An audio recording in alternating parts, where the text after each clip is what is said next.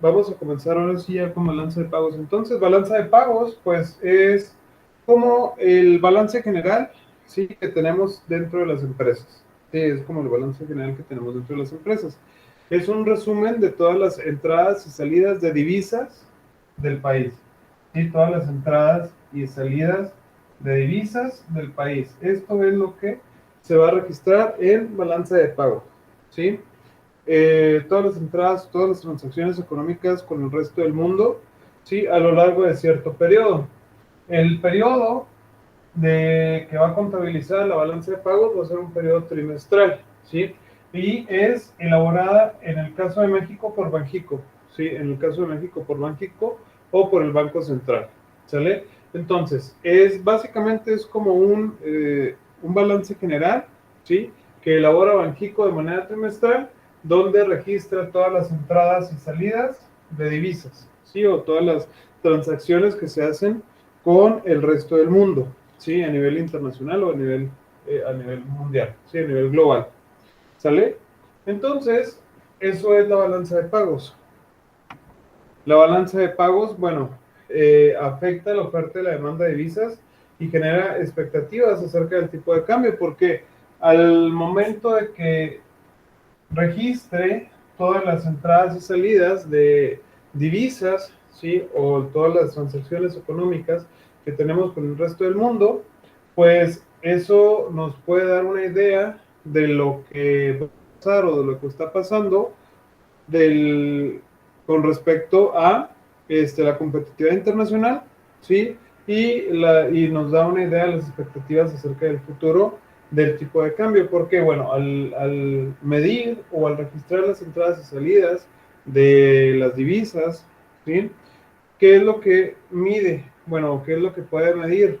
Bueno, la oferta y la demanda o la demanda de nuestra divisa, ¿sí? La demanda de divisas o la captación de divisas extranjeras, donde se hace un intercambio y nos da la demanda de nuestro peso, por ejemplo.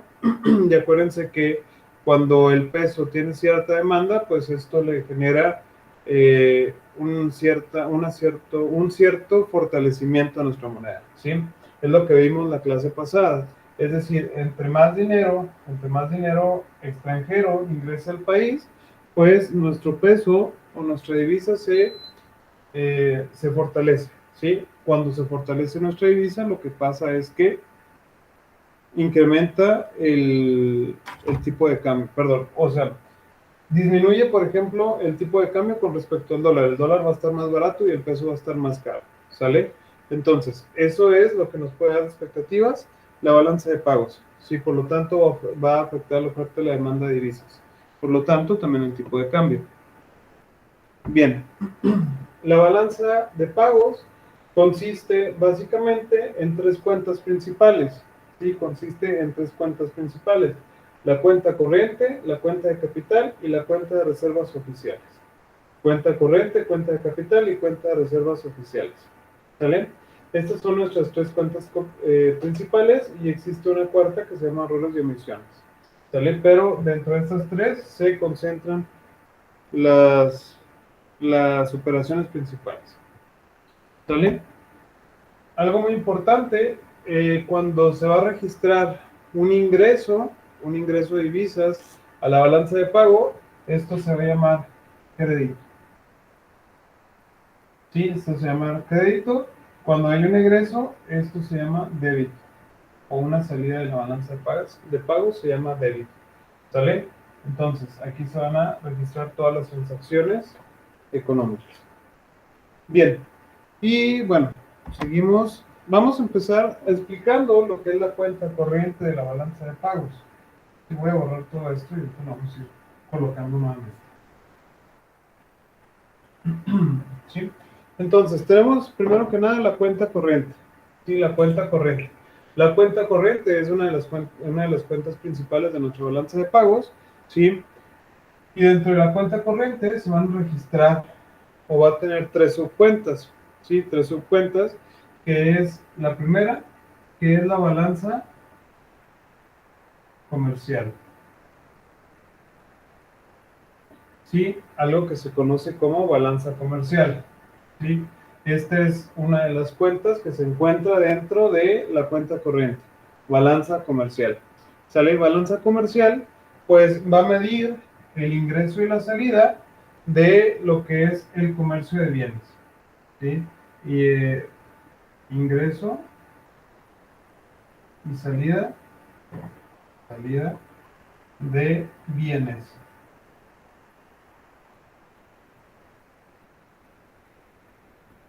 ¿Sí? Ingreso y salida de bienes. Exportación, ¿sí? Perdón. Bueno, aquí es ingreso de bienes y salida de bienes, ¿sí? Ingreso o registrar la relación que guarda el ingreso y salida de los bienes. ¿Cómo es esto? Bueno, ingreso de bienes, importaciones, salida de bienes, exportaciones. Voy a poner aquí, en lugar de esto, para que no se van a confundir, sí, es exportación e importación. ¿Sí? Exportación de bienes, importación de bienes. Exportación de bienes, esto se registra como un crédito. ¿Por qué? Bueno, porque nosotros estamos exportando bienes. Sí, estamos exportando bienes. Lo que pasa cuando exportamos bienes, pues es que recibimos una contraprestación o recibimos dinero por exportar bienes. Y por el otro lado tenemos importación de bienes, que en balanza de pago se va a registrar como un débito. ¿Por qué? Bueno, porque es una salida de divisas. Al momento que nosotros estamos exportando bienes, perdón, importando bienes, lo que estamos haciendo es pagando por ellos y entonces eso se registra como una salida de divisas. ¿Sí? Algo muy importante, bienes se refiere pues básicamente a productos, ¿sí? Se refiere básicamente a productos como cuáles. Bueno, cuando exportamos carros, cuando exportamos algunos artículos de productores locales, ¿sí? No sé, frutas, verduras, ¿sí? Lo que se produce en México, algunos artículos como electrónicos, algunos artículos como refrescos, bebidas, etcétera, etcétera. Bueno, pues estos serán bienes, ¿sí? Entonces, exportación, pues se registra como un crédito, un ingreso, ¿sí? al país, y una importación se registra como un débito al país. Sí, es muy importante, en la balanza comercial, pues se registran bienes, ¿sí? Es bienes, ingreso, entrada y salida de bienes al país, ¿sí? Y se va a registrar como crédito y débito correspondientemente. Bien. Ahora tenemos, dentro también de la cuenta corriente, tenemos lo que es la balanza de servicios. ¿Sí? La balanza de servicios. ¿Qué es esto de balanza de servicios? Bueno, así como su nombre tal cual, es servicios, ¿sí? El dinero que ingresa y sale por concepto de utilización de servicios, ¿sí? También es exportación, ¿sí? Exportación e importación de servicios, ¿sí? Exportación e importación de servicios, ¿sí? Bueno, dentro de la exportación e importación de servicios se encuentran, tendríamos que abrir otras dos cuentitas, una que es servicios factoriales, ¿sí? Y otra que se llamaría servicios no factoriales, ¿sí? Servicios factoriales, ¿cuáles son los servicios factoriales? Bueno, dentro del país, si estuviéramos hablando dentro del país, sería capital, sería mano de obra o trabajo y tierra. Sí, estos son los servicios factoriales que se considerarían dentro del país. Pero como todo esto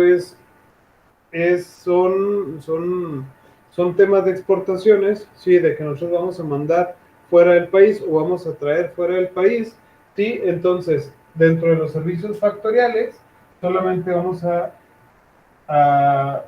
tomar en cuenta el capital, sí, lo que es el servicio factorial de capital. ¿Y qué es esto? Bueno, ¿por qué no tomamos en cuenta estos dos? Bueno, porque no podemos exportar trabajo, no podemos importar trabajo. O sea, legalmente no podemos nosotros mandar gente a que trabaje fuera, sí, a manera de outsourcing, ¿sí? Exportar outsourcing, por ejemplo, o importar outsourcing, ¿sí?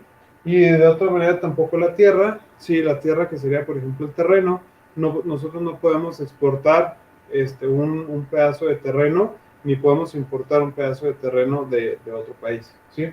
Entonces, por eso nomás vamos a tomar en cuenta el capital. El capital, por su parte, pues ese sí lo podemos exportar o lo podemos importar. Puede haber un flujo de capital a través de las fronteras, ¿sí? Nosotros podemos exportar capital a manera de préstamo, ¿sí? A manera de que una empresa, por ejemplo, mexicana, quiera financiar una empresa de otro país, ¿sí? Eso sí es una exportación. Importación, pues una empresa extranjera que quiera financiar a una empresa mexicana, ¿sí? Entonces, exportación sería una salida de capital, pero los dividendos o los intereses que paguen, pues serían una entrada de capital, ¿sí? Entonces, exportación e importación de servicios factoriales sería el capital, trabajo y la tierra, pero, perdón, solamente tomando en cuenta el capital, ¿sí? Para la balanza de pagos. Les digo, porque estos otros dos pudieran ser internos o dentro del país, pero en la balanza de pagos no lo podemos contabilizar, ¿sí? Y tenemos también los servicios no factoriales.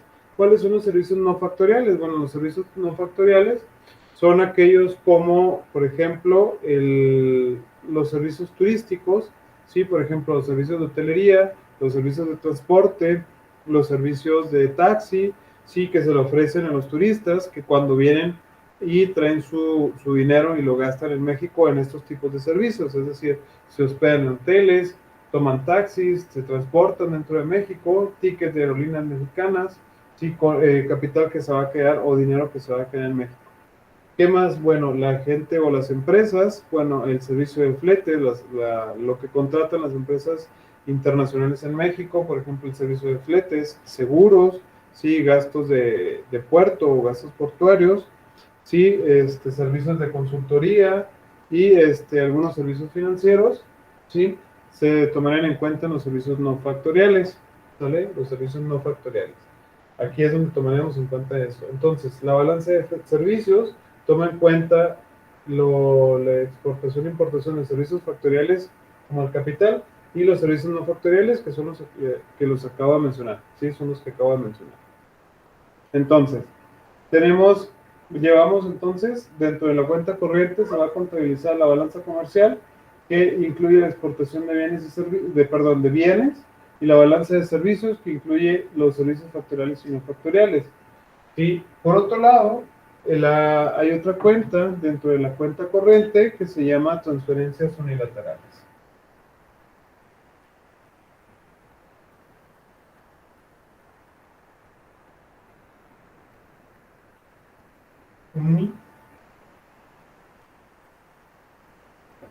Transferencias unilaterales.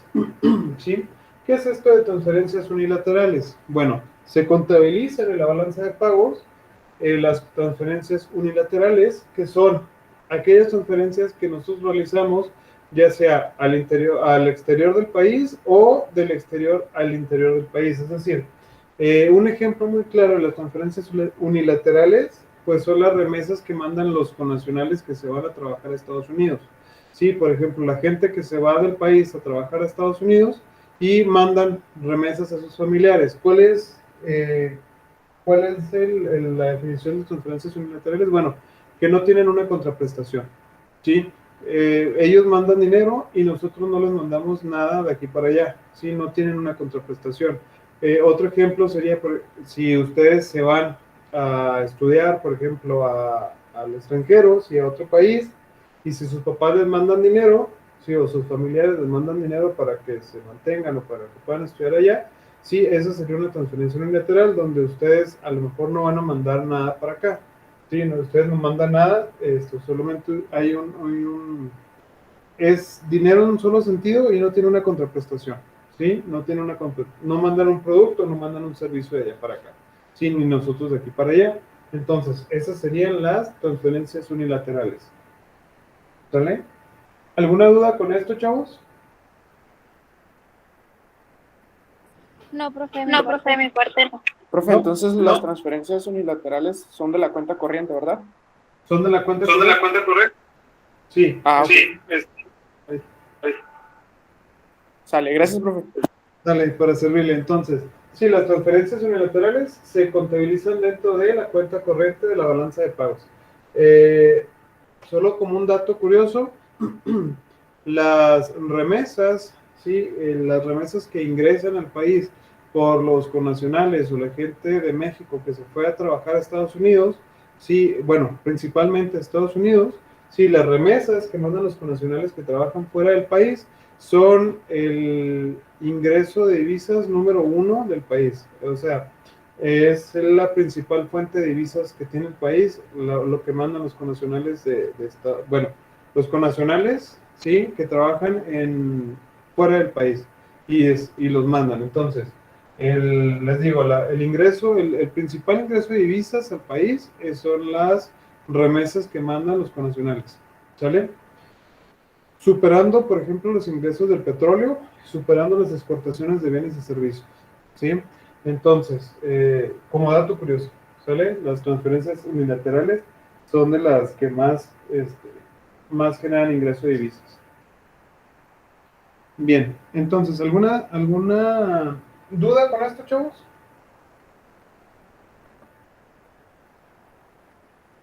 ¿No? Bien, entonces borro.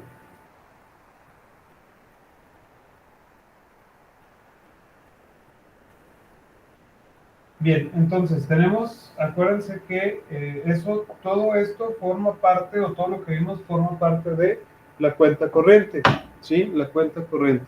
Por aquí tenemos también la cuenta de capital, ¿sí? Tenemos lo que es la segunda cuenta importante, que se llama cuenta de capital.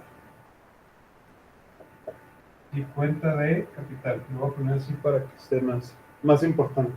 Sí, cuenta de capital. ¿Qué es esto de cuenta de capital? Bueno, la cuenta de capital se compone por otras dos subcuentas, ¿sí? Una que es inversión extranjera directa.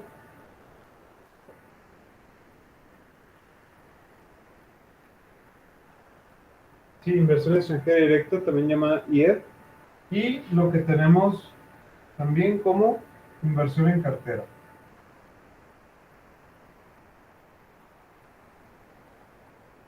Inversión en cartera. Aquí vamos a contabilizar el ingreso y la salida de divisas por cuestión o por concepto de inversión extranjera directa e inversión en cartera.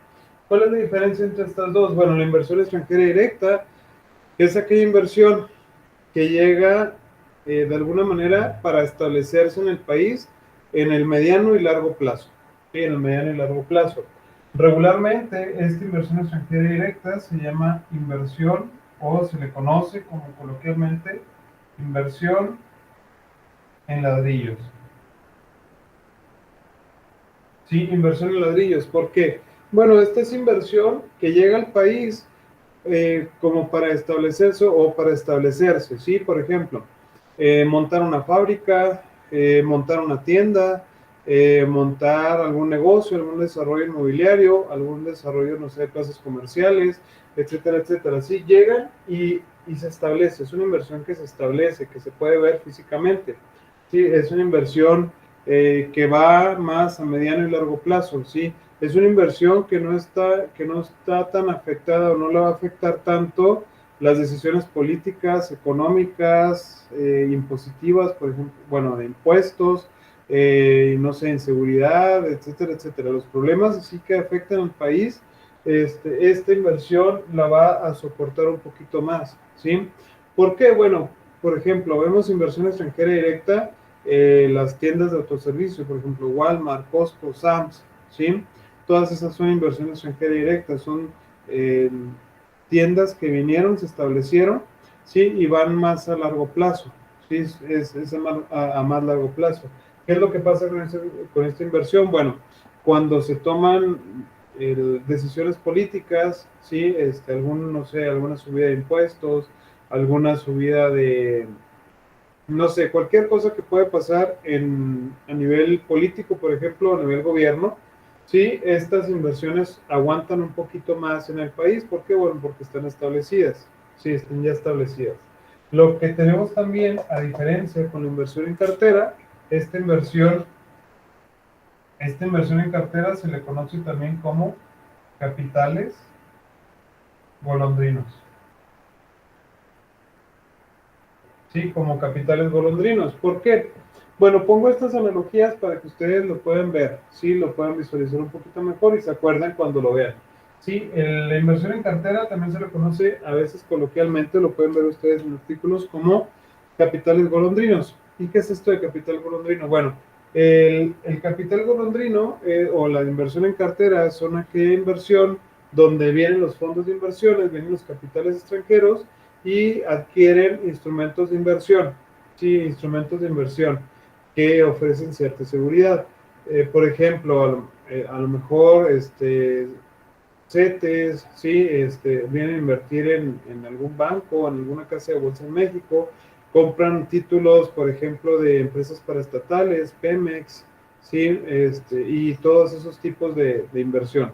O algún bono corporativo de alguna empresa mexicana que vienen a invertir. Sí, vienen, invierten en estas empresas, pero sin tener mucho o sin estar tan establecido. ¿Qué es lo que pasa con estos capitales o con esta inversión en cartera? Algún cambio en las condiciones muy específicas que se evaluaron al principio de la inversión. Por ejemplo, bueno, yo voy a invertir en México porque tiene estas condiciones particulares, ¿sí? Por ejemplo, no sé, tenemos una ventaja fiscal, tenemos alguna ley que ayuda a que el capital esté establecido, etcétera, etcétera. Y entonces cualquier movimiento que se haga, no sé, políticamente, a nivel político, a nivel gobierno, sí, a nivel de impuestos, etcétera, etcétera, sí, cualquier cosa, o que se vea un poquito de incertidumbre o inseguridad en el país, pues estos capitales vuelan, sí, se nos van. Entonces, pues eso, ¿qué es lo que puede pasar? Bueno, esta inversión en específico es la inversión que más puede desestabilizar el país. ¿Por qué? Porque ahorita está, mañana quién sabe. Sí, ahorita está esta inversión, mañana quién sabe, y eso pues afecta la oferta y la demanda de divisas. Si se comienzan a ir o a fugar esos capitales, como son tan líquidos o se pueden convertir tan rápido, es decir, a lo mejor en 24, 48, 72 horas, si ya pueden intercambiar los bonos que tenían los capitales o los fondos de inversión y se nos van, ¿sí? Entonces, esa salida de dinero del país, pues, puede repercutir en debilitar, ¿sí? En depreciar un poquito el peso. ¿Por qué? Por acción de la oferta y la demanda de nuestra divisa.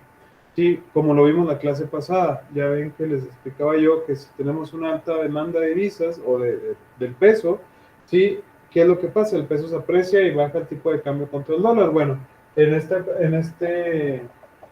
tipo de inversión, pues puede pasar lo mismo. Si se va la inversión, puede provocar momentáneamente una desestabilización del tipo de cambio de nuestra moneda, ¿sí? Y entonces, pues tenemos estos dos tipos de inversión, la inversión extranjera directa y la inversión en cartera, que también es inversión extranjera, pero es en cartera, en instrumentos financieros. ¿Sale? ¿Alguna duda con esto, chavos?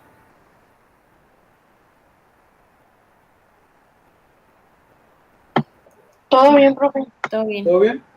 ¿Seguros, seguros? Sí, profe. Sí. Ok, bueno, entonces, estas dos inversiones, tanto inversión extranjera directa como inversión en cartera, pues forman parte de la cuenta de capital. ¿Sí? Forman parte de la cuenta de capital. Bien. Y son las dos cuentas que forman parte de esa, o son las dos subcuentas que forman parte de esa cuenta principal de cuenta de capital.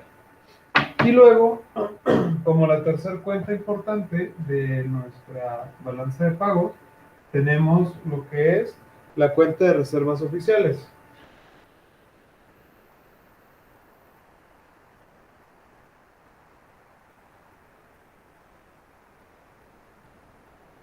Sí, la cuenta de reservas oficiales. ¿Qué es esto de cuenta de reservas oficiales? Sí, también es de las importantes, o es de las principales cuentas de balanza de pagos. La cuenta de reservas oficiales, bueno, son activos que tiene el Banco de México ¿sí? Son activos que tiene el Banco de México en monedas extranjeras, por ejemplo, ¿sí? Monedas extranjeras, los dólares, euros o divisas de libre disposición, oro, ¿sí? Y la posición de reserva en el Fondo Monetario Internacional. Ahora sí, ¿qué es lo que tiene ahorrado Banxico o el Banco de México en los diferentes bancos centrales, en el Banco Mundial o en el Fondo Monetario Internacional? Sí, las reservas del Banco de México consisten en depósitos en los bancos centrales extranjeros y en las inversiones en el mercado de dinero. ¿Sale? Es decir, bueno, son los ahorros, por lo que tiene la inversión que tiene Banxico en oro, bueno, en divisas de libre disposición como el oro y el euro, ¿sí? Perdón, como el dólar y el euro, ¿sí? Y metales, por ejemplo, el oro, y la posición de reserva en el Fondo Monetario Internacional, es todo el ahorro que tiene el Banco de México. También tienen inversiones en el mercado de dinero, ¿sí? Algo que tomar en cuenta o hay que resaltar aquí es que las cuentas de reservas oficiales, sí, tienen que ser reservas o tiene que ser dinero muy líquido y muy seguro, ¿sí? Lo que significa que al momento que son líquidos y seguros, pues nos ofrecen un bajo rendimiento, ¿sí? Lo que les estaba comentando en la clase pasada es que cuando nosotros tenemos una gran cantidad de divisas, pues nos ofrece, por aquí viene, creo que viene aquí en la presentación. Ok, bueno, tenemos nosotros cuentas de reservas oficiales que son las reservas internacionales, ¿sí? Del país. Lo que les comento, o lo que les quiero comentar es que esto de tener reservas altas, pues tiene sus ventajas y tiene sus desventajas. ¿Por qué? Bueno, regularmente estas reservas nosotros las logramos acumular, ¿sí? Con nuestra tasa de referencias, con nuestra tasa de referencia. Sí, nosotros vamos a pagar este dinero o estamos financiando las reservas internacionales con nuestra tasa de referencia. ¿Por qué? Bueno, nosotros pagamos esa tasa de referencia. ¿Sí? Por el otro lado, estas reservas internacionales están invertidas en bancos centrales extranjeros y en el Banco Mundial o en el Fondo Monetario Internacional. Están invertidas en títulos de deuda o en títulos de mercado de dinero que tienen que ser muy líquidos y tienen que ser muy seguras. Por lo tanto, tienen que tener una calificación muy alta, y si tienen una calificación muy alta, pues tienen un rendimiento muy bajo. Sí, entonces, nosotros pagamos una tasa de referencia, sí, te pagamos la tasa de referencia que ahorita, por ejemplo, anda en 4.5% anual, y nosotros al momento de invertirlas, pues nos pagan una tasa mucho más baja. Por ejemplo, la tasa que paga el fondo, el Banco Central de Estados Unidos, que va, por ejemplo, del 0 al 0.25% anual, y entonces tenemos nosotros que absorber el diferencial, ¿sí? Tenemos que absorber el diferencial de 4.5 a 0.25, por ejemplo. O lo tenemos que invertir, o si están invertidas en instrumentos de inversión de muy bajo rendimiento, ¿sí? Ventajas de tener reservas internacionales altas. Bueno, desalientan ataques especulativos. ¿Qué son los ataques especulativos? Bueno, que puedan ser fondos que digan, ¿sabes qué? El peso mañana va a bajar, ¿sí? Mañana va a bajar. Y a nivel internacional, pues voltean a ver las reservas internacionales a través de la balanza de pagos y dicen, no es cierto, porque México tiene muy altas reservas, entonces no puede pasar eso, no va a pasar eso, ¿sí? Desalientan ataques especulativos. Protegen contra choques externos. Si la economía a nivel internacional anda un poco mala, bueno, pues nosotros podemos hacerle frente con nuestras reservas internacionales, ¿sí? Mejoran el acceso a los mercados globales de capital. ¿Por qué? Bueno, porque al momento que va México a pedir dinero, ¿sí? A colocar deuda, etcétera, etcétera, pues lleva su carta de presentación de que tiene muy altas sus reservas internacionales y que tiene una baja probabilidad de no pagar, ¿sí? Reducen el riesgo país y bajan las tasas de interés sobre la deuda. Además de que cuando nosotros vamos a contratar un crédito a nivel internacional y que tenemos las reservas internacionales tan altas, ¿sí? Se reduce el riesgo país. ¿Por qué? porque la gente que presta o los bancos que le van a prestar dinero a México, pues lo ven como un país seguro. ¿Por qué? Bueno, porque tiene mucho o tiene reservas con que responder, y aparte reducen los intereses. ¿Por qué? Bueno, al demostrar que tenemos bajo riesgo, pues el rendimiento o la prima de riesgo que nos van a pedir, pues va a ser bajo. ¿Sí? Desventajas de tener tanto fondo congelado. Bueno, tantas reservas internacionales, son fondos congelados que no contribuyen a resolver la problemática del país. Sí, nosotros no podemos utilizar estas reservas internacionales para venir a solucionar los problemas económicos dentro del país. ¿Sí?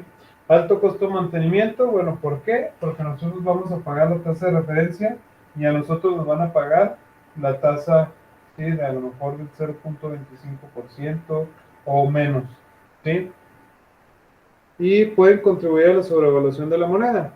¿Qué pasa? Bueno, a nivel internacional, si se ven las reservas internacionales tan altas, ¿sí?, ¿qué es lo que puede pasar? Bueno, que mucha gente va a querer venir a invertir a México por el solo hecho de tener reservas internacionales tan altas. ¿Por qué? Porque nos pueden proyectar como un país seguro, libre de riesgo, ¿sí?, o con poco riesgo. ¿Y qué puede pasar eso? Puede atraer las reservas internacionales tan altas, puede atraer inversiones, ¿sí?, al país, y eso puede contribuir a una sobrevaluación de la moneda. ¿Qué es lo que pasa cuando hay una sobrevaluación de la moneda? Bueno, nuestra moneda se fortalece, ¿sí? Y por ejemplo el tipo de cambio contra el dólar se hace más bajo, es decir, se nos va para abajo, no sé, de 20 a 18, de 20 a 17, ¿sí? Eso es cuando se sobrevalúa la moneda o cuando hay una revaluación de la moneda. ¿Qué puede pasar con esto? Bueno, cuando estamos demasiado sobrevaluada, demasiado sobrevaluada la moneda, ¿qué es lo que puede pasar? Nosotros nos volvemos un país un tanto caro, ¿sí? Nos podemos volver un país caro. ¿Y qué es esto de un país caro? Que los clientes, por así decirlo, que tenemos, ¿sí?, los que importan nuestros productos, es decir, a la gente que le vendemos nuestros productos, si ellos pagan, por ejemplo, en dólares, pues les va a alcanzar menos producto por sus dólares.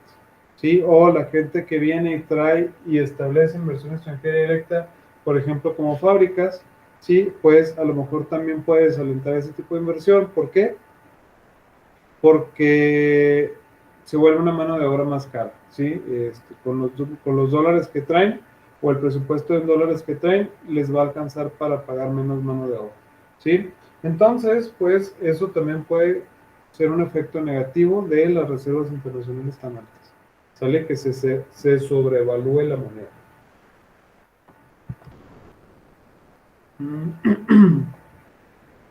Bien, utilización de la Reserva Internacional para reducir la deuda externa.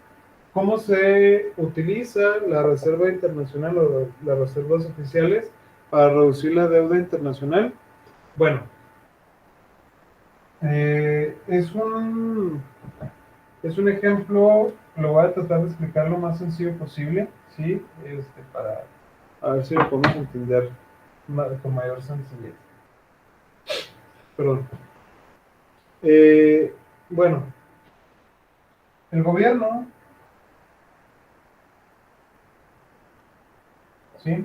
¿Cómo es que cómo se utilizan las reservas internacionales para reducir la deuda externa? ¿Sí? Bueno, la deuda externa, ¿de dónde viene la deuda externa?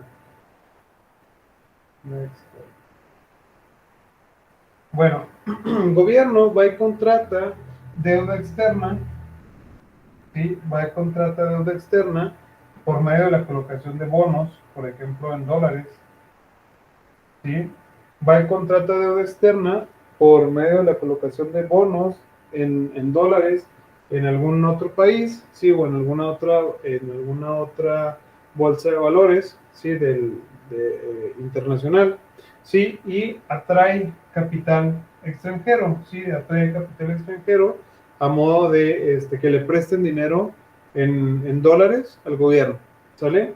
Y el gobierno, este dinero, pues una parte lo utiliza para afrontar, por ejemplo, o pagar programas sociales, pagar infraestructura, pagar su gasto corriente, etcétera, etcétera. y es lo que va a utilizar el gobierno, pero además esa deuda externa la utiliza también para pagar la deuda interna, ¿sí? La utiliza para pagar la deuda interna. ¿Cuál es la deuda interna? Bueno, la deuda que coloca Banxico, ¿sí? La deuda que coloca Banxico es la deuda interna. Por ejemplo, gobierno ya recibió acá dinero y con eso paga el rendimiento de los bonos en moneda mexicana. ¿Sí? Paga el rendimiento de los bonos en moneda mexicana, por ejemplo, los CETES. ¿Sí? Los CETES, por ejemplo. Y entonces, ahora ya se trajo dinero de allá para acá. Ahora tiene que hacer intercambio de aquí para allá. Entonces, ¿qué es lo que pasa? Gobierno, bueno, paga los bonos mexicanos, o los bonos denominados en pesos, ¿sí? Y luego, después, con la colocación, nuevamente hace otra colocación de bonos en pesos, es decir, coloca CETES en el mercado, ¿sí? Y estos CETES, al momento que se colocan y atrae inversión interna, ¿sí? Inversión aquí mismo, pues dentro del país, de los inversionistas locales, ¿sí? Entonces, esto hace un intercambio con Banxico, es decir, Banxico le coloca la deuda, ¿sí? O emite la deuda en el público inversionista local o interno, ¿sí? Y Banxico, al momento que le llegan estas divisas, ellos le venden dólares al gobierno para que el gobierno pueda ir a pagar la deuda externa, ¿sí? Para que el gobierno pueda ir a pagar la deuda externa. Sí, entonces, nuevamente se hace otra vez el proceso aquí adentro de colocación de deuda externa para traer deuda, bueno, para pagar, perdón, para traer otra vez capital y poder pagar los bonos que están colocados en moneda nacional. Se hace otra vez la recolocación aquí y se llega gobierno de dólares, ¿sí? Y se vuelve a ir a pagar la deuda externa. Sí, es un ciclo que tienen que hacer. ¿Para qué? Bueno, para que dentro de este ciclo, sí, se pueda ir pagando la deuda externa, sí, a través de, bueno, se utilizan las reservas internacionales, ¿cómo? En el intercambio bueno, haciendo un intercambio de pesos por dólares, sí, que después serán vendidos al gobierno, sí. Hagan de cuenta, Banxico le vende los dólares al gobierno, sí, a través de la colocación de CETES. Es decir, yo no te voy a prestar los dólares así nomás, sí, dice Banxico, yo no te presto los dólares así nomás. Lo que vamos a hacer es que yo voy a ir a pedir prestado dinero en tu nombre, ese dinero lo tomo yo y yo te lo pago en dólares. Sí, yo te lo cambio a dólares para que tú puedas ir a cambiar o pagar la deuda externa del país. Bien, este proceso tiene dos ventajas, ¿sí? Utilizar las cuentas de reservas internacionales para pagar la deuda externa tiene dos ventajas. ¿Cuáles son las dos ventajas? Bueno, que Banxico de alguna manera le va a vender dólares baratos al gobierno, que le vende dólares baratos, ¿sí? Y por otro lado, es retirar la inflación o el exceso de dinero que va a generar el gobierno federal al traer capital externo. Sí, acuérdense que cuando nosotros venimos y colocamos o ingresamos un capital o un flujo efectivo del extranjero, sí, o capital externo a nuestra economía, ¿qué es lo que va a pasar? Vamos a generar inflación, ¿sí? Vamos a generar inflación. Entonces, gobierno va y contrata deuda externa e inyecta ese capital o inyecta ese flujo en la economía nacional, ¿sí? O en la economía interna, y para no generar inflación, Banxico recoge ese excedente de capital o ese excedente de dinero y con eso logra controlar la inflación, ¿sí? Porque, bueno, si solamente trajera dinero y lo colocara el gobierno en los diferentes gastos que tiene o lo dejara libre en la economía, pues ¿qué pasaría? Comenzamos nosotros todos a gastar, ¿sí? Como tenemos un excedente de flujo, comenzamos a gastar y generamos inflación, ¿sale? Entonces, con este proceso, Banxico logra contener o controlar la inflación que pudiera generar el ingreso de este dinero extranjero, ¿sale? ¿Alguna duda con esto, chavos? No, profe. Profe, ¿No? cuando se cambia de gobierno, ¿qué pasa con la deuda? ¿Se hereda o...? Sí, se hereda. Sí, es que me cuenta que no se borra. Lo que pasa que al momento que entra un gobierno, sí, al momento que entra un presidente nuevo, lo que pasa es que él, al momento que va a colocar deuda, sí, se firma, pero a nombre de México, sí, a nombre del gobierno de México. Es decir, no se firma a nombre de un grupo de personas, sí. Se firma a nombre del gobierno de México o del país, a nivel país, ¿sí? Entonces, se va y se coloca deuda o se pide dinero al extranjero, pero se pide a nivel país, ¿sí? Es decir, como cuando vamos a pedir dinero a nombre de una empresa, ¿sí? A nombre de una empresa. En una empresa bien establecida, por ejemplo, una sociedad anónima de capital variable, una empresa, una persona moral, ¿sí? ¿Qué es lo que pasa? Cuando vamos a contratar el crédito, pues se suscribe a nombre de la empresa, ¿sí? Si cambiamos los directivos dentro de la empresa o si se hace un cambio de administración dentro de la empresa, no pasa nada porque, bueno, el crédito se queda suscrito a nombre de la empresa, no a nombre del grupo de personas que lleva la administración del gobierno. ¿Sale?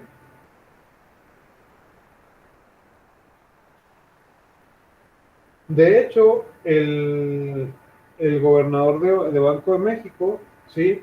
Regularmente tiene periodos interseccionales. ¿Para qué? Bueno, para darle continuidad a todos los procesos de este tipo, ¿sí? Por ejemplo, creo que dura como 8 años. Entonces, cambia el sexenio, se queda otra vez el gobernador de Banco de México como otros 2 años, ¿sí? Y entonces en esos 2 años hay una estabilidad y luego se van cambiando así para no sacarlos a todos completos, ¿sí? Y entonces también cabe mencionar que Banxico pues, es un organismo descentralizado y autónomo que puede tomar sus propias decisiones en tanto a esto, a tipos de cambio y a cómo coloca bonos. ¿Sale? ¿Dudas con esto, chavos? ¿Alguna otra duda? ¿Algún otro comentario?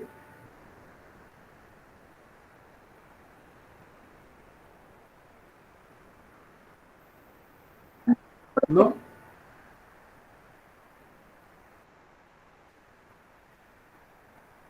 Ay, no la escuché. ¿Dijo que no? ¿O dijo que, o me iba a preguntar algo? No, profe, dije que no. Oh, muy bien, gracias.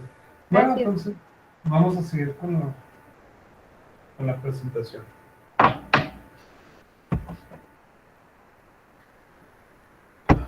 Bueno, financiamiento de las reservas internacionales con la deuda interna. Es lo que les estaba comentando, que nosotros pagamos las reservas internacionales. El dinero que obtenemos aquí, nosotros tenemos que pagar un rendimiento de tasa de referencia, ¿sí? Pero al momento que vamos y lo invertimos en el extranjero, a nosotros nos van a pagar una tasa mucho menor. ¿Por qué? Bueno, porque tenemos que invertir en títulos de de muy bajo riesgo y de muy alta liquidez. ¿Sale? Entonces, ¿cómo vamos a financiar las reservas internacionales? Bueno, regularmente con nuestra tasa de referencia es lo que vamos a pagar por tener esas reservas internacionales. Y cuando vamos y las colocamos y vamos y las invertimos, lo que va a pasar es que nos van a pagar una tasa mucho menor.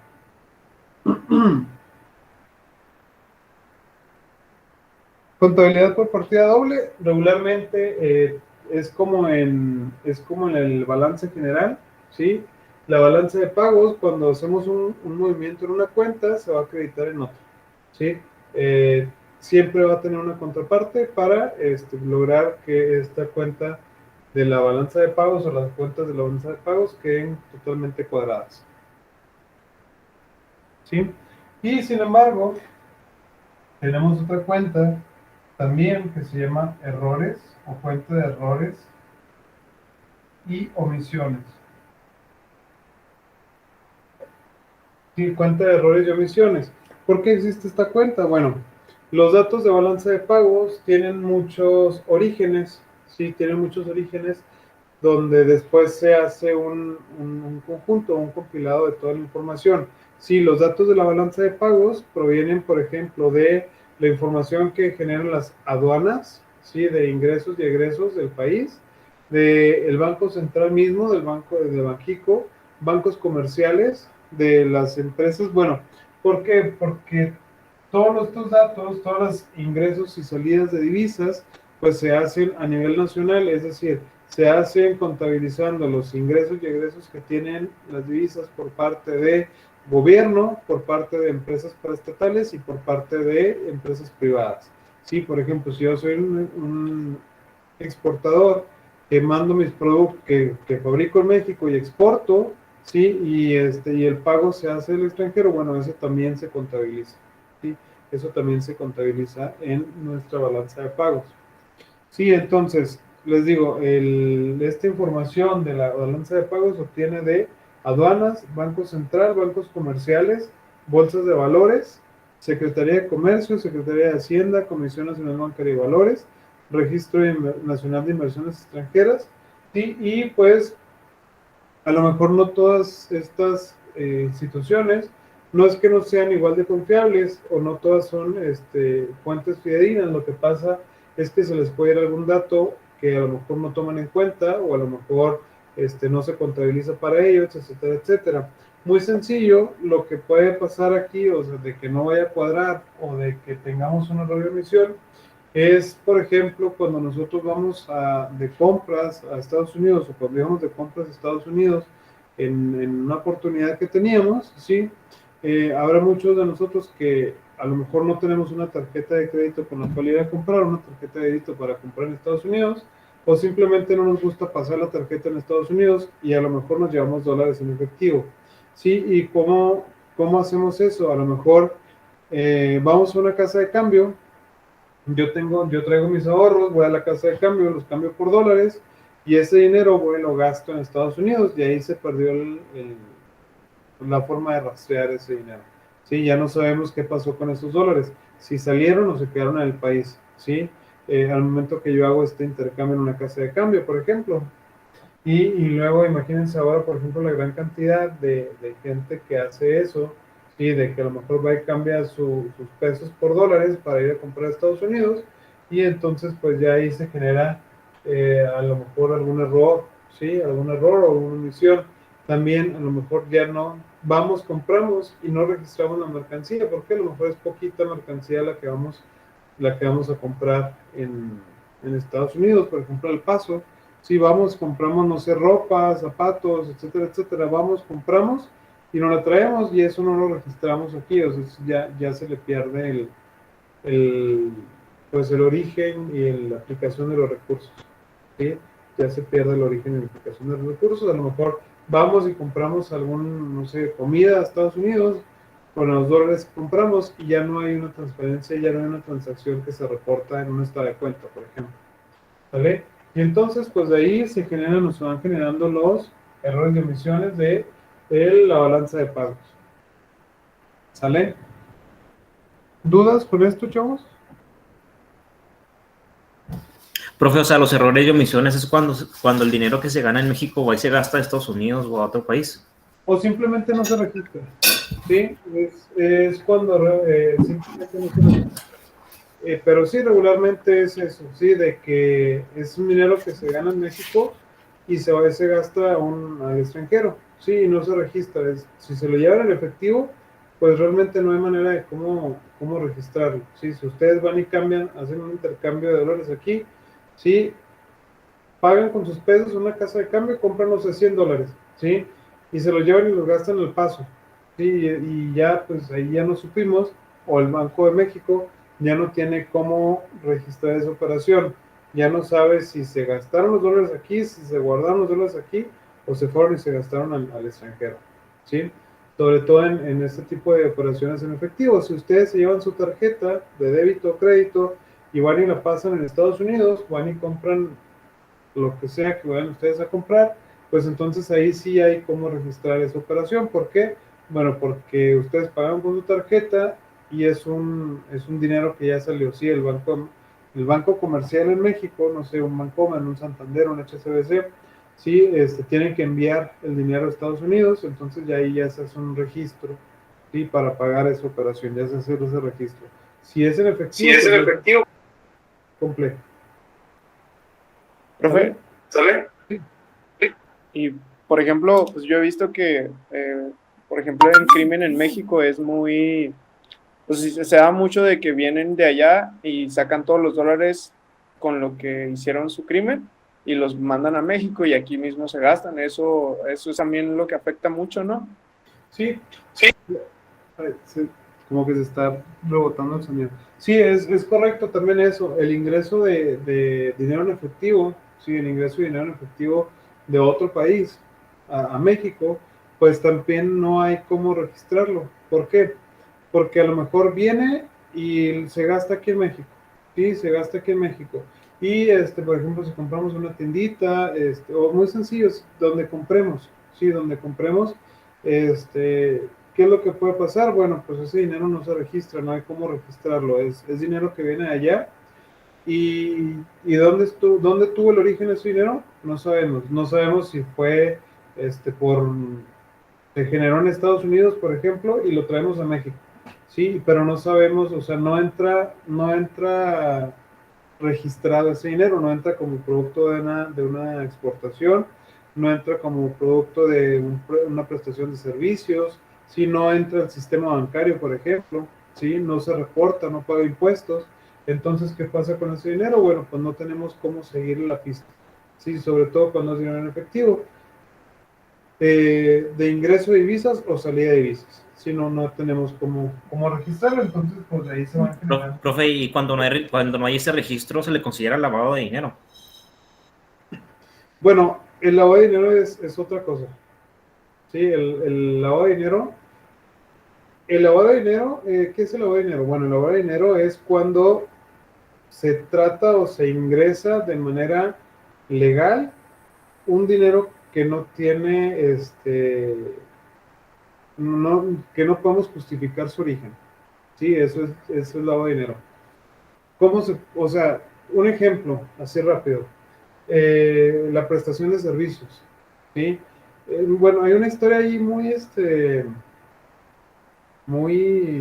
práctica, ¿sí? De cómo empezó el lavado de dinero, ¿sí? El lavado de dinero empezó, o cómo se definió lo que es lavado de dinero. Por ejemplo, en Estados Unidos, sí, de ahí fue donde surgió la palabra lavado de dinero.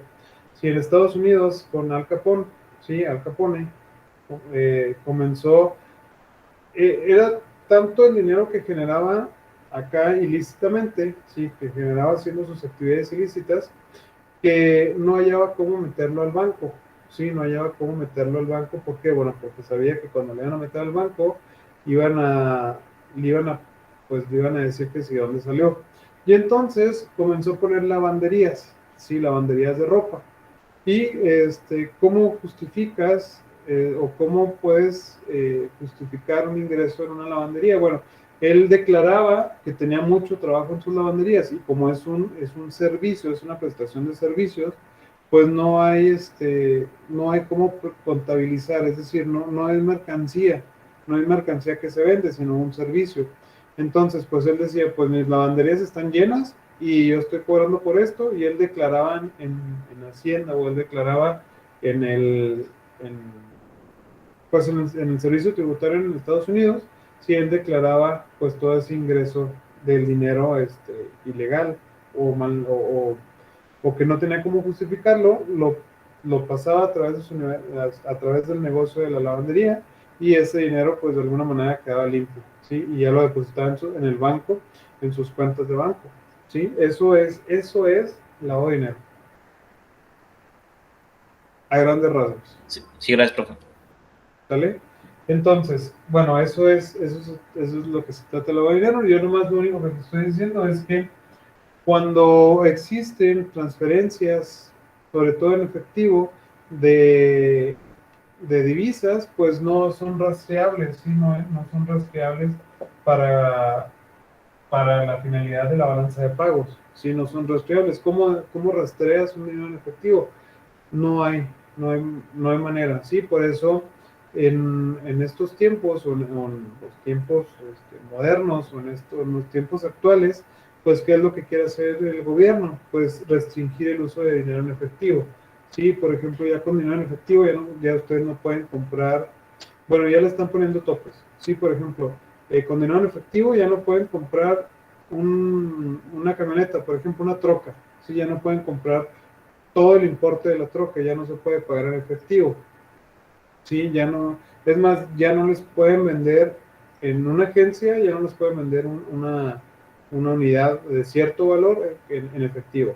Ustedes, si van a comprar una propiedad, una casa, ya no se puede comprar, si pasa de determinado valor, creo que son unos 800,000 pesos, sí, si ustedes van a comprar una casa, no sé, de 3 4 millones de pesos, y lo quieren pagar en efectivo, no se puede, sí, ya no se puede, legalmente ya no se puede. Sí, si van a comprar un automóvil de determinado valor hacia arriba y lo van a pagar en efectivo, ya no se puede. Sí, entonces, pues, ¿para qué? Para tener controlado. Cuando ustedes hacen transferencias, pues todo ese dinero va dejando una huella. Sí, va dejando una huella. Es decir, mi papá me lo depositó a mí, yo se lo deposité a alguien más se lo depositó a alguien más, y entonces el gobierno tiene cómo seguirle la huella a eso. ¿Sí? Puede rastrear ese dinero. Pero cuando es en efectivo, pues no tiene cómo. Sí, la verdad es que no hay cómo. Es decir, si ustedes tienen ahorita 100 pesos, se los pagan a alguien más, y ese alguien más se los pagó a alguien más, pues ya no supimos por dónde. Pero entonces, si ustedes tienen 100 pesos en su cuenta de banco, se los transfieren a alguien más, y ese alguien más se los transfiere a alguien más, pues ahí van dejando la huella y el registro. Entonces, por eso también pues se puede generar errores y omisiones dentro de la balanza de pagos, ¿sí? Sobre todo transferencias internacionales que se hacen en efectivo. ¿Sale? ¿Alguna duda con esto, chavos? Profe, y entonces si no se puede rastrear ese dinero, o sea, dinero que pues se llevan a Estados Unidos, ¿cómo hacen para saber qué cantidad poner en la cuenta de errores y omisiones? Bueno, pues ya se hace a través de un ajuste y por estadística y por etcétera, etcétera. O sea, ya toman en cuenta todo lo que pasó aquí, si se toma en cuenta todo lo que pasó aquí, y pues ya si les falta o les sobra, etcétera, etcétera, pues ya lo pueden registrar aquí en errores y omisiones. ¿Sí? Profe, Dígame. entonces se podría decir que es un estimado. Pues de alguna manera, lo que pasa es que el fuerte de la balanza de pagos se encuentra aquí. Y ¿Sí? ya todo lo demás está en errores y omisiones y lo Y, meten y en el... sí, lo demás ya lo pasamos a errores y omisiones, o se pasa a errores y omisiones. Pero la verdad es que todo lo más fuerte lo que importa, pues está de este lado. Sí, está aquí, por ejemplo, cuenta corriente. Imagínense todas las exportaciones legales, ¿sí? Todas las exportaciones legales que hace México. Sí, todas las exportaciones legales que se mandan afuera del país, y todas las importaciones legales que ingresan a México. Prácticamente, no sé, de la mercancía que tenemos ahorita en la que se vende en las tiendas, pues prácticamente todo está importada de manera legal, ¿sí? ¿Qué más incluye aquí? Servicios, ¿sí? Todas las importaciones o exportaciones de servicios legales, pues aquí están, ¿sí? A lo mejor donde se nos pudiera ir un poquito es, por ejemplo, en las transferencias unilaterales de gente que a lo mejor anda con dólares, no sé, se trae dólares y se los da aquí a los familiares. Sí, pero casi todos se los mandan a lo mejor por Western Union, les depositan en una cuenta, sí, y todos esos pues ya están en un sistema bancarizado, y ya tienen un registro, sí, vamos a ver, sí. Entonces, y no, imagínense ahora las cuentas de capital, ¿sí? La inversión extranjera directa, pues claro que todo eso es muchísimo dinero que tiene que pasar por un banco, ¿sí? No hay manera de que una inversión extranjera directa venga en efectivo, ¿sí? O la inversión en cartera, pues eso sí es totalmente obligatorio, la inversión en cartera que pasa a través del sistema bancario. ¿Por qué? Ustedes no pueden comprar un bono, por ejemplo, en efectivo, ¿sí? No pueden comprar un bono en efectivo, no pueden comprar una acción en efectivo, no pueden comprar, no sé qué más se me ocurre, bueno, títulos, bonos y acciones no los pueden comprar en efectivo, entonces pues todo eso tiene que pasar a través de un sistema bancario. ¿Sí? Y las cuentas de reserva oficiales, pues son las que maneja Banxico, pues tampoco, y luego aquí son millones y millones y millones de dólares, pues claro que el grueso de la balanza de pagos, pues se encuentra aquí. Y ya aquí en errores de emisiones, pues a lo mejor si se presenta una cantidad que se tenga que cuadrar o X cosa, pues entonces ya lo metemos a rollos de emisiones. Pero todo el dinero que se maneja en estas tres cuentas principales, pues es el grueso de la balanza de pago. Realmente los rollos de emisiones, pues a lo mejor ya ni siquiera pintan, ¿sí? Ya ni siquiera son algo que valga la pena contabilizar. ¿Sale?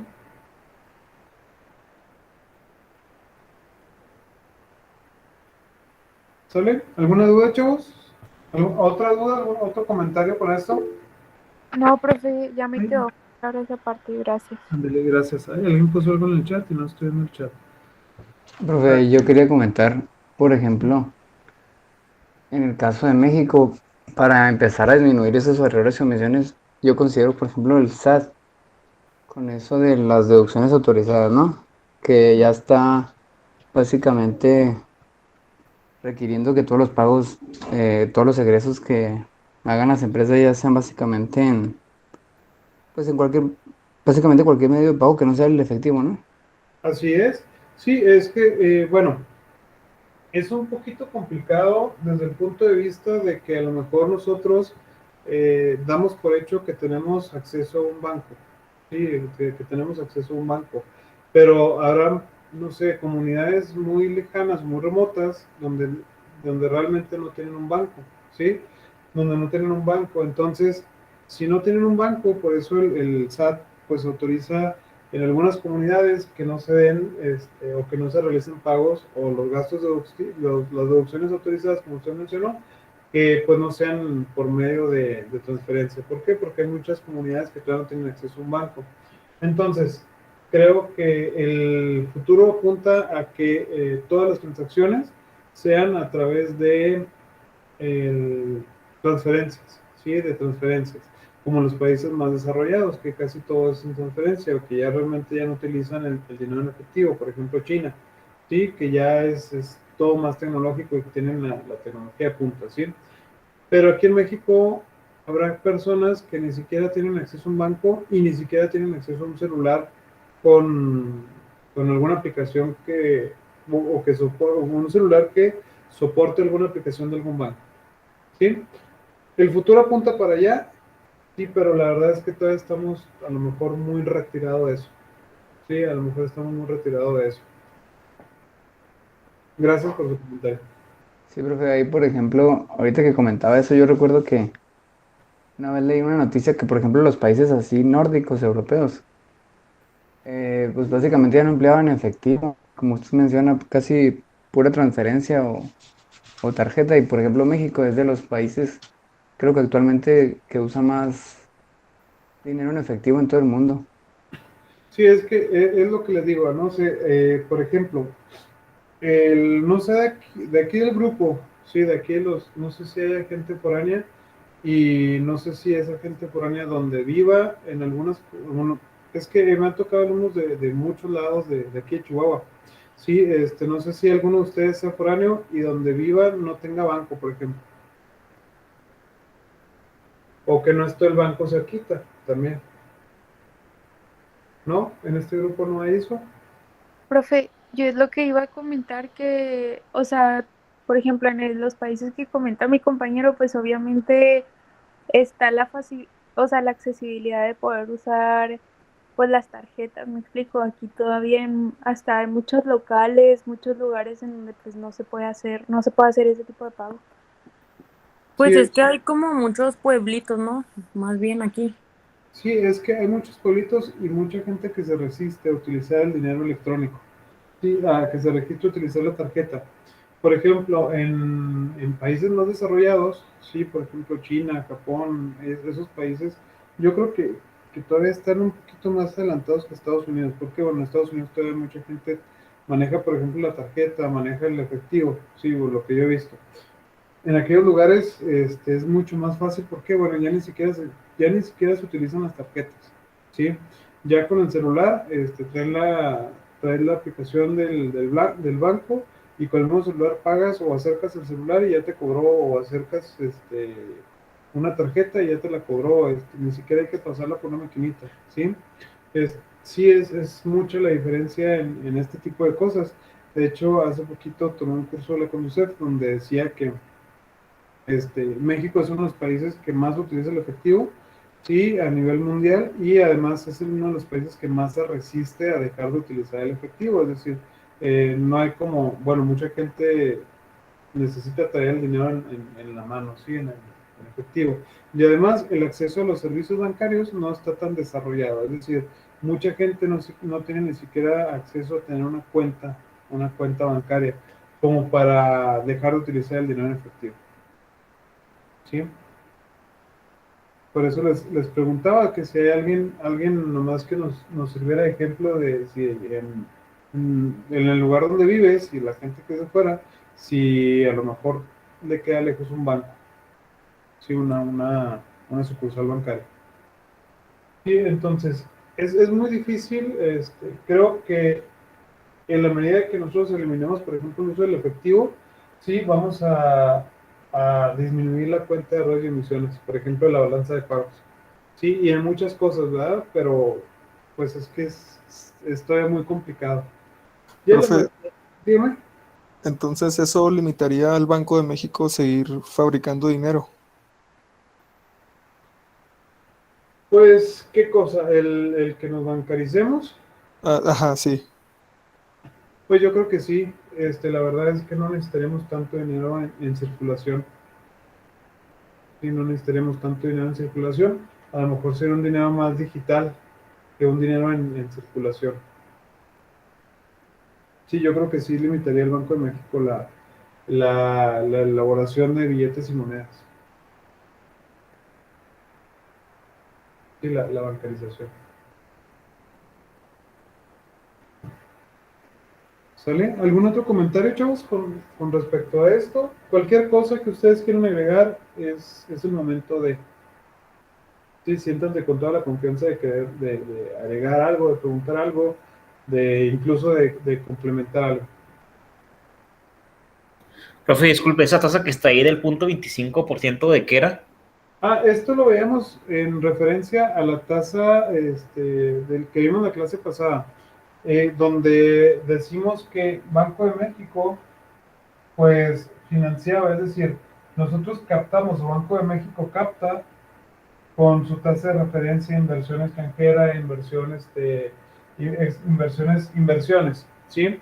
Capta regularmente las reservas internacionales que tiene Banco de México son captadas o se captan a través de la inversión extranjera, ¿sí? Donde nosotros pagamos una tasa de referencia del 4.5%, ¿sí? Anual, actualmente, ¿sí? Como tasa de referencia. Nosotros, hagan de cuenta que cuando nosotros queremos captar inversión extranjera, nuestro atractivo a nivel nacional es que pagamos un 4.5% de tasa de referencia. Sí, y eso ayuda mucho a captar divisas internacionales. Y cuando Banco de México, pues estas divisas no las puede tener dioquis o no las puede tener ociosas, no puede estar este capital ocioso. ¿Qué es esto? Bueno, no lo puede simplemente tener una cuenta de ahorros. ¿Por qué? Bueno, porque se está depreciando con la inflación. Entonces, este capital lo capta, lo ahorra y lo tiene que ir a guardar en otro lado o lo tiene que ir a invertir en otro lado. Al momento que lo invierte en otro lado, lo tiene que invertir en instrumentos que tengan muy alta seguridad. ¿Sí? Al momento de invertir en instrumentos que tengan muy alta seguridad, bueno, que sean muy seguros y sean muy líquidos, pues les va a pagar una tasa muy pequeña. Y yo les ponía solamente pues en comparación, sí, la tasa de referencia de México contra la tasa de referencia de Estados Unidos, que veíamos la clase pasada, que la tasa de referencia de Estados Unidos va desde un 0% hasta un 0.25%. Incluso hay países donde tienen tasas de referencia negativas, donde nos cobran por tener guardado el dinero. ¿Sí? Nos cobran por tener guardado el dinero. Entonces, les digo, Banco de México tiene que buscar opciones de inversión seguras y líquidas. ¿Por qué? Bueno, porque estas reservas internacionales tienen que estar disponibles en cualquier momento para hacer frente a lo que ya habíamos visto, ¿sí? Choques especulativos, choques externos, etcétera, etcétera, ¿sí? Entonces, esto tiene que ser, donde esté invertido, tienen que ser instrumentos de fácil conversión, es decir, en 24 horas debo tener disponible mi dinero, ¿sí? En este tipo de inversiones, ¿sale? Entonces, pues esto nos va a pagar tasas muy, muy chicas, porque, bueno, tienen que estar invertidos en bancos centrales en países de muy bajo riesgo y muy bajo rendimiento. Entonces, el diferencial que tenemos de donde lo va a invertir Banco de México a la tasa de referencia que pagamos, pues ese será el costo de mantener nuestras reservas internacionales. ¿Sale? ¿Sí? ¿Más o Sí, menos? profe, gracias. Bueno, esa era la referencia que pusimos aquí con esta tasa. ¿Alguna otra duda, chavos? ¿Algún otro comentario de esto?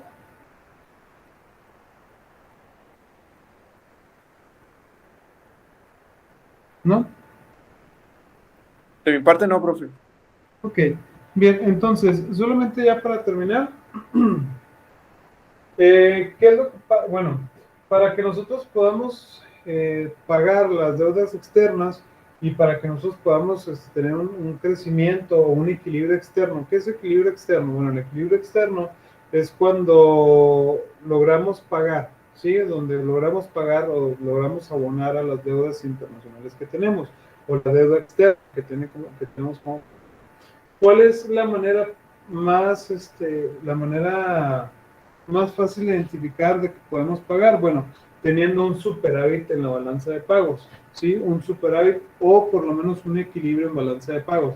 ¿Qué es esto de equilibrio? ¿Qué es esto de superávit? Bueno, cuando nuestras exportaciones superan nuestras importaciones, vamos a tener un superávit. ¿Qué es esto de superávit? Bueno, que estamos ganando como país. Si esto lo podemos hacer una analogía a una empresa, ¿sí?